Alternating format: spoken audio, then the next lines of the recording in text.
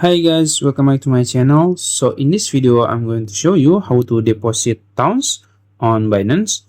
So when this video is filming, towns will be open for trading in around 7 hours. So if you want to send your towns from your wallet or airdrop to Binance, I will show you how.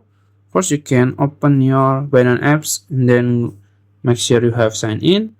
After that, go to your asset in the bottom right corner here, and then you can see there is advanced. You can click it, then you can choose on chain deposit, then you can search towns,